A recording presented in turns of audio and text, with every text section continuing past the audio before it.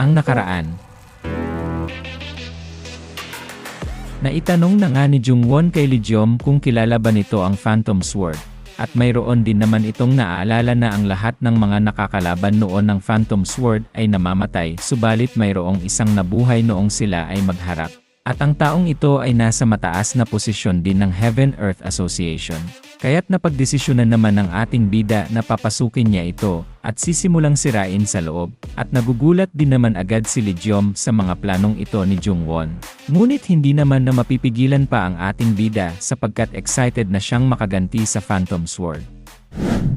At sa isang napakaaliwalas na umaga ay damang-dama na ang tensyon sa Corpse Blood Valley sapagkat malapit na ngang magsimula ang panghuling pagsubok nila.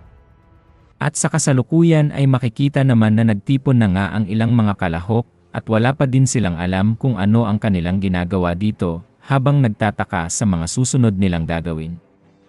At sa gitna nila ay makikita din naman si Jungwon na sinusubukang magsalita at kinukuha ang atensyon ng ibang mga kalahok at bigla din naman nitong sinabi sa kanila na parang sobra na ang mga taong dumating at kinakailangan nilang magbawas ng isa. Kaya tinanong din naman agad ni Jungwon si Moharang kung ano ang nangyari at dapat ay 8 lang silang nandirito sa loob ng silid. Ngunit sinagot din naman agad siya ni Moharang na baka napadami ang kanilang na-recruit sapagkat magkahiwalay silang naghanap ni Kalbo. At medyo nadidismaya din naman si Jungwon sa naging sitwasyon ngayon at nahihiya din naman ang demonyong monghe sa kanyang ginawa at siya ay nag-aalala at baka hindi na ito pasanibin sa Kalbo. Subalit pinalagpas na lang din naman ito ng ating bida at wala na siyang magagawa sapagkat nangyari na ang nangyari. At inutusan na lang din ito ang mga kalahok na nandirito at sinabi niya na umalis na lang ang isa sa kanila para makumpleto na ang 8. Ngunit bigla din namang mayroong nagsalita na isang kalahok at siya ay hindi nasisiyahan sa sinasabi ni Jungwon at dagdag pa nga nito na sinabi na sino ba siya at bakit sila inuutusan nito na lumabas. At napatingin din naman agad si Jungwon sa kalahok na umaangal sa kanyang mga iniuutos, at napailing na lang din si Moharang sapagkat alam na niya ang kahahantungan ng lalaking ito simula nang nagtaas siya ng boses. At patuloy pang nagsalita ang kupal at sinasabi nito na siya ay sumali lang sa kanilang grupo dahil kay Yumga at hindi dahil sa isang kalahok na parang isang babae na nagpapanggap na leader nila. Kaya't bakit siya susunod sa mga utos ni Jungwon at tinanong pa nga niya ang ating bida kung marunong itong makipaglaban. At pinipigilan din naman ito ng iba pang mga kalahok at sinasabi nilang malakas nga talaga ito dahil tinalo nga ni Jungwon si Yumga. Ngunit hindi din naman naniniwala ang kupal at dagdag pa nga nito na parang hindi naman nabugbog ang mukha ni Kalbo at wala siyang pruweba. At medyo napaniwala din naman ang ibang mga kalahok at tinignan pa nga nila kung may mga bakas ng sugat ang katawan ni Kalbo at wala nga silang napansin. At sa pasigaw na pagsasalita ng kupal ay sinabi nito na baka mayroon lang silang pinaplano na masama sapagkat ang magiging leader ay magkakaroon ng pagkakataong makapasa agad sa pagsubok kaya't ang hinala niya ay baka sinuhulan lang nila si Kalbo. At sa panunukso nitong tingin ay sinabi pa nga niya na inakit lang ni Jungwon ang kalbong si Yumga gamit ang kanyang mukha na parang isang babae.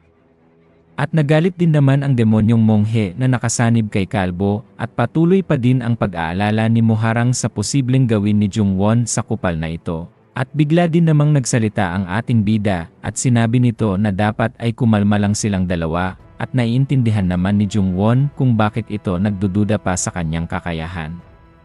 At sa seryoso nitong pagsasalita ay tinanong pa nga niya ang kupal kung paano nga niya mapapatunayan ang kanyang sarili. At kung gusto ba nitong makipaglaban sa kanya ng one-on-one nang wala na silang maging problema pa.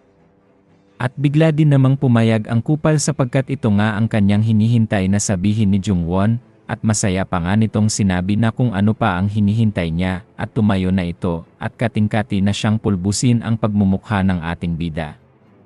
Ngunit walang ano-ano ay bigla din namang ginamit ni Jungwon ang kanyang teknik na tinatawag na Ritual of Attachment. At hinugot na nga niya ang kupal papunta sa kanyang harapan at wala itong magawa sapagkat napakalakas ng kapangyarihang inilalabas ni Jungwon. At hindi nga nito namalayan na siya ay nahawakan na sa mukha at hindi niya maipaliwanag kung anong klaseng kapangyarihan ang ginamit sa kanya dahil ngayon pa lang siya nakaramdam ng ganito. At sa pangiting ekspresyon ni Jungwon ay wala din naman siyang pag-aalinlangan na atakihin ito, at inihampas na nga niya ang pagmumukha ng kupal sa sahig ng napakalakas bago pa man ito makareact. At sa laking gulat ng mga kalahok ay nanginginig-ninig pa ang mga tuhod habang tinitignan ang pagbagsak ng kupal, at wala ngang kapawis-pawis na tinapos agad ni Jungwon ang laban nilang dalawa. At siya na ngayon ang gumanti ng tukso sa kupal at iniangat nga niya ang mukha nito, habang sinasabi na napakadali lang naman ng labang iyon at sobrang boring. At sa pangangamba nga ng mga kalahok ay napapaisip na lang ang mga ito na ganun lang kadali niyang tinapos ang laban, at sila ay nagtataka kung anong klaseng kapangyarihan ang ginamit ni Jungwon ngayong pa lamang. At bigla din namang nagsalita ang ating bida at tinanong pa ang ibang mga kalahok kung sino pa ang gustong humarap sa kanya, at wala din naman na kahit isa sa kanila ang nangahas na lumaban kay Jungwon. At dahil dito ay ini-announce na nga niya na kung wala nang magrereklamo pa ay sisimulan na nila ang kanilang dapat na gawin. At napatanong na nga lang ang isang kalahok kung ano ang kanilang sisimulan at wala siyang kaalam-alam kung ano ang kanilang ginagawa dito. At nagising din naman agad ang kupal sa kanyang pagkakabagsak at napapahawak pa nga ito sa kanyang ulo habang sinasabi na kung ano ang nangyari sa kanya at bakit siya nasa sahig. Ngunit hindi pa nga ito makabangon ng maayos ay binalian din naman agad siya ng kanyang kaliwang paa at pangitingiti pa din naman si Jungwon na ginagawa ito. At nabalot din naman ng napakalakas na sigaw ang buong silid, at ang kupal ay nabalian na nga ng paa. Kaya't napatanong din naman ang isang kalahok kay Jungwon kung ano ang kanyang ginagawa, at bakit pa niya ito inaatake, at napabagsak naman na niya ito. Ngunit sinagot din naman agad siya ng ating bida na kung bakit pa ito nasusurpresa sa kabila ng lahat ng mga nangyari. At hindi lang ang kupal ang makakatanggap ng ganitong pasakit, dahil marami pa siyang isusunod dito. Kaya't nagulat na nga ang kalahok at hindi siya makapaniwala kung ano ang ibig sabihin ni Jungwon, at siya ay nangangamba baka siya na ang isunod nito at pilayan din ang kanyang mga paa. Ngunit sa ngayon ay sinabi na nga ni Jungwon sa mga kalahok na nasa silid na magiging busy na siya simula ngayon, sapagkat ang kanyang plano ay pipilayan niya ang mga kamay at ang mga paa ng mga kalahok na hindi nila kagrupo hanggang magsimula ang panghuling pagsubok ng ang mga ito ay hindi na makasali pa at madisqualified. At hindi din naman makapaniwala ang mga kalahok na ito sa mga naririnig nilang plano ni Jungwon at mabuti na lang ay napili silang maging kagrupo ng ating bida. At sa ngayon ay sinimulan na nga ni Jungwon ang kanyang mga plano at dali-dali na nga nitong pinuntahan ang mga kalahok. At napansin din naman agad ng isang tao na para bang maingay sa labas ng kanilang silid at hindi niya lubos maisip kung sino ito. At napatanong din naman agad siya sa kanyang kasama kung naririnig din ba nito ang kanyang naririnig sa labas, ngunit wala din naman itong pakialam. At sa saglit na pag-uusap nilang iyon, ay bigla din namang may nagbuka sa kanilang pinto, kaya't nagtataka na lang ang mga ito kung ano ang ginagawa niya sa kanilang silid. At nang makita nga nila kung sino ang tao, ay kilala naman agad nilang siya ay si Jungwon, at hinay-hinay nang pumasok ang ating bida na pangiti-ngiti lang upang hindi mahalata ang kanyang mga balak na gawin sa kanila. At bigla din namang nagsabi ang isang kalahok na kung ano ang ginagawa ni Jungwon sa kanilang silid at kung magre-recruit pa siya ay wala na itong maasahan pa dahil kumpleto na sila. Ngunit hindi naman sila pinapansin ni Jungwon habang siya ay nagbibilang kung ilan ang tao sa loob. At nang masigurado na nga ng ating bida kung ilan silang lahat ay sisimulan na nga niya ang kanyang plano sa mga ito. At nagtataka na lang din ang lalaki kung ano pa ang sinasabi ni Jungwon at hindi naman nila ito tatanggapin pa sa kanilang grupo. Subalit hindi pa nga ito natatapos magsalita ay laking gulat niya nang biglang sinipa ni Jungwon ng kanyang mga paa. At ito ay parang isang stick lamang na nabali at sa sobrang lakas ni Jungwon ay naging wala ng silbi ang mga buto nito. At nang mapasigaw na nga ito ay unti-unti din namang lumapit ang ating bida sa iba pang mga kalahok. Kaya't sila ay nangamba at naghanda na baka sila ang isunod dito. At sa naguguluhang tanong ng isang kalahok ay sinabi nito kung bakit ba inaatake ni Jungwon ang kanyang mga kasama at kung dahil ba ito sa hindi nila pagtanggap sa kanya sa kanilang grupo. Ngunit sinagot din naman agad sila ni Jungwon na hindi na niya kinakailangan pang sumali dahil mayroon din naman na siyang grupo at kumpletong 8 na sila. At nagpunta lamang siya sa mga ito upang pagbali-baliin ang kanilang mga buto sa kanilang mga kamay at mga paa nang hindi na nila ito magamit pa. At hindi din naman makapaniwala ang kalahok na ito sa mga sadya ni Jungwon sa kanila at sinabi pa nga niya na wala naman silang ginagawang masama dito. Ngunit sa napakabilis na galaw ni Jungwon ay lumitaw din naman agad ito sa harapan ng isang kalahok at pinutulan niya agad ito ng kanyang kamay. At ibinaling din naman agad ni Jungwon ang kanyang atensyon sa iba pang mga kalahok. At lumipat din naman agad siya sa isa pa, at hindi din naman makapaghanda sa biglaan na pagsulpot ni Jungwon sa kanyang harapan, kaya't ang pinuntirya nga ng ating bida ay ang kanyang paa at ito ay tinamaan din naman agad. At ang natitirang kalahok ay nangangamba sapagkat nakikita nga niya ang kanyang mga kasama na paisa-isang binabalian, kaya't napaatras na lang din ito habang takot pang sumisigaw. At nahabol din naman agad siya ni Jungwon at hinawakan ang kanyang kanang kamay, at hindi naman ito makapaniwala sa sobrang bilis na tinataglay ng ating bida.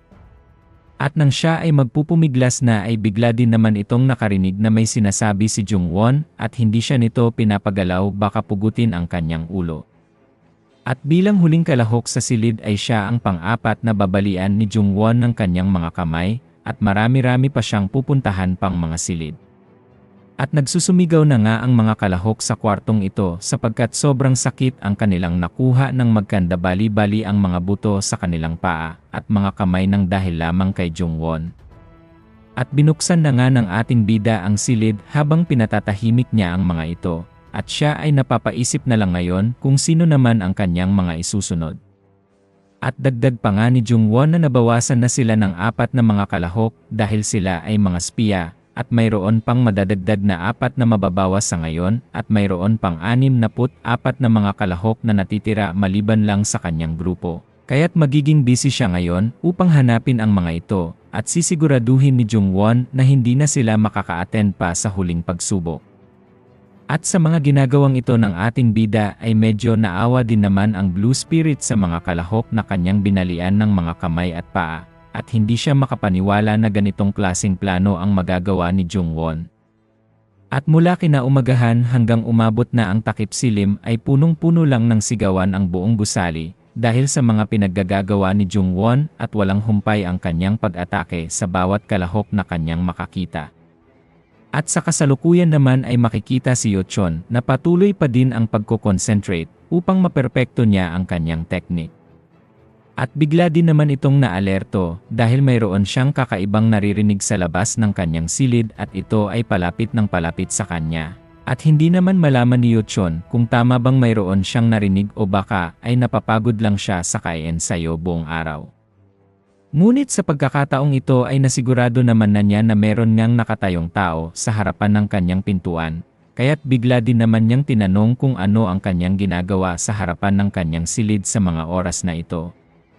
At binuksan na nga ng isang kalahok ang kanyang pinto, at ito ay hinay-hinay na pumasok sa loob, at napatayo na lang din si Yeochon sapagkat medyo pamilyar ang taong ito sa kanya. At ang pangalan niya ng kalahok na ito ay si Mu Jang-yak, at parang mayroon itong importanteng bagay na nais niyang pag-usapan nila ni Yeochon. Sa kabila ng lahat ng mga nangyayari ngayon na malapit na ang panghuling pagsubok at medyo nagkakagulo na ang paligid. At napapangiti na lang din si Mu Jang-yak dahil tinawag nga ni Yeochon ang kanyang pangalan, at siya ay nagagalak na naalala pa nito ang kanyang pangalan. At sa masayang tono ng pananalita ni Yeochon ay excited nga itong makausap siya, at dagdag pa nga nito na imposibleng makalimutan niya ang pangalan ng taong nagligtas sa kanya. At inalala din naman ni Yeochon na noong isa sa mga pagsubok ay nalagay siya sa panganib at dahil din doon ay napahiwalay siya sa kanyang grupo. Ngunit sa mga oras na yon ay pinrotektahan din naman siya ni Mu Jang-yak, kaya't malaki na lang ang kanyang respeto dito. At tinanong din naman na ni Yeochon kung ano ang ginagawa nito at bakit siya napadpad sa kanyang kwarto. At sinagot din naman agad siya ni Mu Jang-yak na napunta siya dito dahil mayroong malaking problemang nagaganap.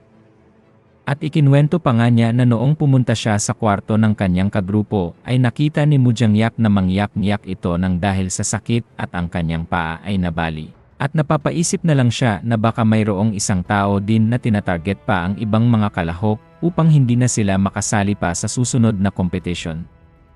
At dagdag pa nga niyang sinabi kay Yuchon na marami ang bulong-bulungan na ang kanilang hinala ay ito ang kalahok na nakakuha ng pinakamataas na mga score sa una at sa pangalawang pagsubok. At naalarma din naman agad si Yuchon sa mga sinasabing ito ni Mujangyak sapagkat alam na niya kung sino ang taong tinutukoy nito. At habang iniisip niya ang kanyang kapatid na si Jungwon ay nadadagdagan din naman na ang kanyang mga rason upang talunin ito sa panghuling pagsubok. At sa pagkakataong ito ay inalok nga siya ni Mujangyak at ito ay ang kanyang dahilan na pinuntahan niya ito. At nagtataka din naman si Yuchon kung ano ang offer na ito na kanyang tinutukoy. At sa laking gulat ni Yuchon ay hindi naman niya inaasahan na pasasalihin siya ni Mujangyak sa kanyang grupo. At seryosong-seryoso din naman ang kanyang mga sinasabi sa pagre-recruit nito kay Yuchon dahil malakas nga siya. At sinabi pa nga ni Mujangyak na ang kaibigan ni Yuchon ay pinatay sapagkat siya ay nahuli bilang isang espiya at hindi naman siya nagdududa dito. Ngunit sigurado din naman si Mujangyak na nangangailangan si Yuchon ng mga kagrupo kaya't dapat silang magtulungan at humanap ng paraan upang mapigilan ang taong iyon na umiikot-ikot sa lugar at naghahanap ng mga kalahok upang balian ang mga paa. Subalit hindi pa naman din sigurado si Yuchon kung totoo ang mga sinasabing ito ni Mujangyak. At sinagot din naman agad siya nito na pagkatiwalaan na lang siya. At dati pa lang ay gusto na niya itong makagrupo, subalit si Yuchon ay mayroon din naman ng kagrupo kaya't ngayon pa lang siya nagkaroon ng pagkakataon. At sa katahimikang ito ni Yuchon ay ipinagpalagay na lang ni Mujangyak at tanggap na nito ang kanyang inaalok.